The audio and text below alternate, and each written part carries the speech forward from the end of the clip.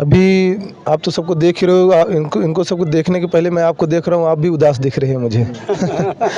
तो सब भाव में हैं, सबको एक ही आंखें नम है सबकी। महाराज जी गए, महाराज जी के साथ साथ हमारे राघव जी भी गए।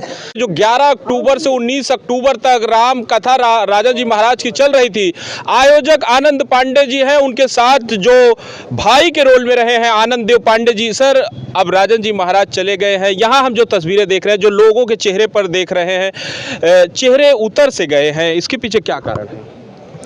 देखिए, जो एक राम काज की जो टीम थी, जो आनंद भैया ने जब से कथा लिया था, और कथा लेने के बाद से हर घर तक, हर जन तक, हर एक निचले पायदान के व्यक्ति तक पहुंचकर राम काज का आमंत्रण दिया।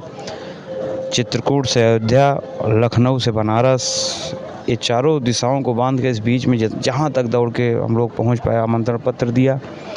और उस आमंत्रण पत्र को स्वीकार करते हुए पूज्य राजन जी महाराज ने प्रथम दिवस ही उन्होंने कहा था कि 16 वर्ष की पहली कथा मेरी ऐसी है जिसमें आज पंडाल पूरा खचाखच भरा। तो आज हम लोग भाव विभोर हैं, भावुक हैं।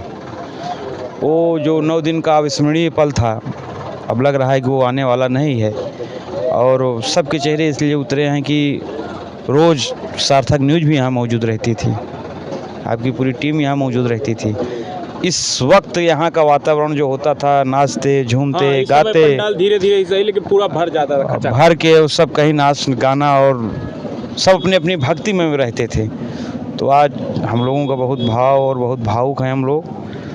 और ठीक, हनुमान जी कृपा थी। सर, क्या जो त्याग समर्पण था कि राम भक्तों को हमको जोड़ना है, राम भक्तों को ज़्यादा से ज़्यादा कथा में बुलाना है, इसी वजह से आप अयोध्या से लेकर चित्रकूट, बनारस से लेकर लखनऊ गए। क्या लगता है कि जो आपकी यात्राएं रही, जहाँ जहाँ अपने आमंत्रण लेके गए, वो सारे लोग यूँ कहें कि वो सब लोग आए राम भक्त? बिल्कुल आए। राम भक्त के साथ साथ इस परानुपुर की धरती पर इतने पूज्य संतों का आगमन हो गया कि धरती धन्य हो गई है। उतने संत तो यहाँ आ नहीं सकते थे, आनंद पांडे की देन है, हमारे भाई की देन है। जितने बड़े बड़े संत यहाँ आकर के व्यासपीठ के समक्ष बैठ करके और पूरे राम भक्तों को दर्शन दे करके और पूरी कथा का श्रवण करके यहाँ से गए और सबको आशीर्वाद देकर गए, निश्चित तौर पे वो अविस्मरणीय पल था। और संत महात्माओं का आशीर्वाद, पूज्य संतों का आशीर्वाद।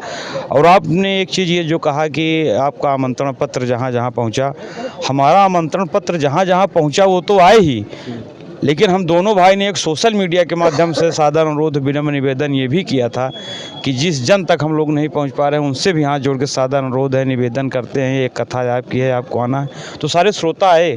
लोग यहाँ पे कुछ अगल बगल, यहीं गांव के अगल बगल घरों की हम बात करेंगे, अगल बगल गाँवों की बात करेंगे, जो परदेश में रहते थे, दीपावली पर नहीं आते थे, लेकिन आयोजक आनंद पांडे जी की वजह से, पूज्य राजन जी महाराज की कथा की वजह से, वो कथा के 3 दिन पहले आके अपने घर की साफ़ सफाई किया। क्यों किए? क्योंकि उनके रिश्तेदार इतना फ़ोन कर दें उनका कि भैया ये बतावा कि कथवा कब शुरू है, आवत आए हम तो क्या रुकब।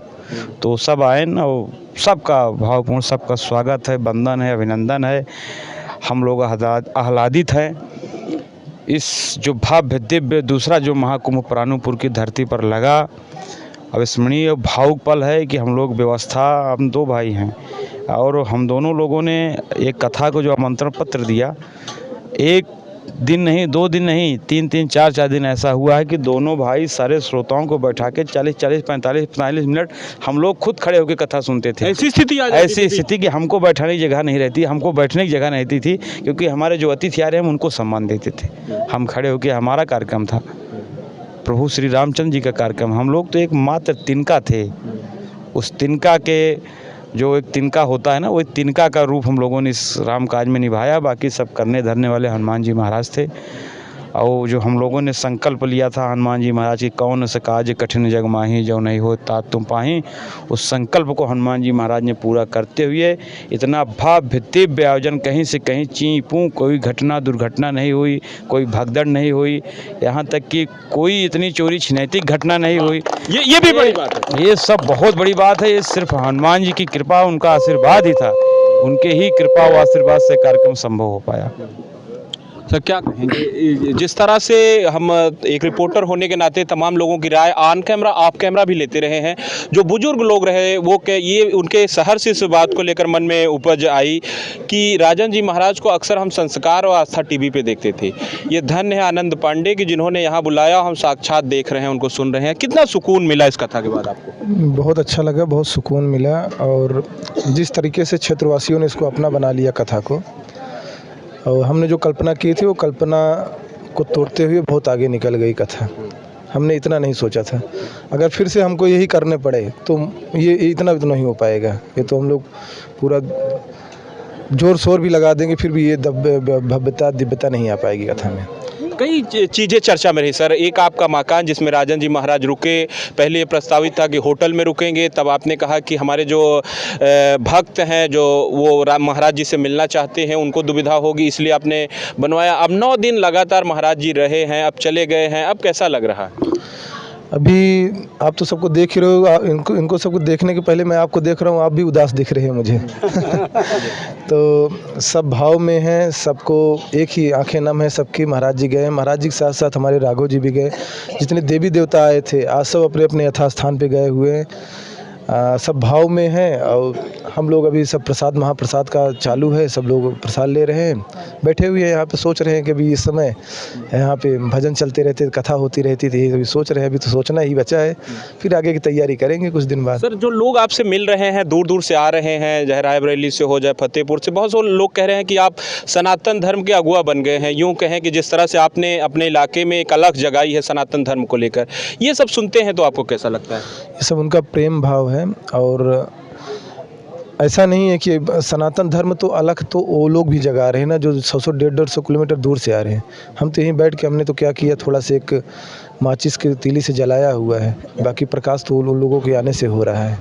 तो उन लोगों को भी बहुत स्वागत था जो आए थे, और अच्छा तो लगता है। ये कोई आता है बोलता है ऐसा, मतलब उसको बता नहीं सकते, शब्दों में वर्णन नहीं किया जा सकता। ओवरऑल जो पूरा कार्यक्रम रहा, जिसमें भैया ने भी कहा कि किसी तरह की कोई घटना नहीं, प्रशासन की मुस्तैदी जी जो रही है, प्रशासन को आप किस तरह देखते हैं, क्या कहें? शासन प्रशासन ने किया है, उसके साथ साथ हमारे जो बाउंसर थे उन्होंने बेचारे ने अथक मेहनत किया, मतलब उसका हम वर्णन भी नहीं कर सकते हैं। अगर वो नहीं आते तो महाराज जी को निकालना बहुत दुर्भर हो जाता और यहाँ पे संभालना। उसके साथ साथ हमारे वॉलंटियर भाई जो कि कथा कितने प्रेमी थे, उनको पार्किंग में लगा दिया जा रहा है। 4 किलोमीटर 3 किलोमीटर दूर पार्किंग में लगे हुए हैं, वहाँ से बता रहे हैं, कोई वहाँ पे लगा हुआ कथा। एक दिन भी वो लोग बेचारे नहीं सुन पाए, ना तो महाराज जी से मिल पाए हैं। अभी तो आज उनका गुस्सों का वॉलंटियर थे क्या, व्यक्तिगत तौर पर आप उनको जानते थे? नहीं, मैं संभवतः किसी को नहीं जानता था, वो खुद आके अपना नाम लिखा के गए हैं। अब जब आते थे रामकाज में लगे थे तो जान पहचान उनसे हो गई थी, और पूरा भाव से वो लोग आज भी लगे हुए हैं। बहुत से लोग महाराज जी से भी मिल नहीं पाए हैं, उनको ये नहीं, उन्होंने बोला कि रामकाज हो गया है, कथा हो गई, संपन्न हो गया, यही उनको चाहिए था। बहुत बहुत धन्यवाद सर। जय श्री। ये थे हमारे साथ आनंद पांडे, जो परानूपुर के गांव पर धरती पर राजन जी महाराज को, जो कि देश के सबसे प्रसिद्ध कथावाचक में एक हैं, उनको बुलाकर न केवल परानूपुर कुंडा की धरती को धन्य किया है, बल्कि तमाम उन लोगों का जिन्होंने इस कथा में आए और स्नान किया। ऐसे ही आनंद पांडे जी हैं जो अभी भी आश्वासन दे रहे हैं कि आने वाले 4-5 वर्षों में जो देश के बड़े कथावाचक हैं, चाहे जया किशोरी जी हों या प्रदीप मिश्रा जी हों या फिर बागेश्वर धाम के पीठाधीश्वर धीरेन्द्र कृष्ण शास्त्री जी, ऐसे उम्मीद लगाई जा रही है कि आने वाले समय में जो अलग सनातन धर्म को लेकर जगाई है, ये लौ जलती रहेगी। कैमरामैन के साथ परानूपुर से मैं मनीष मिश्रा, सार्थक न्यूज़ भारत के लिए।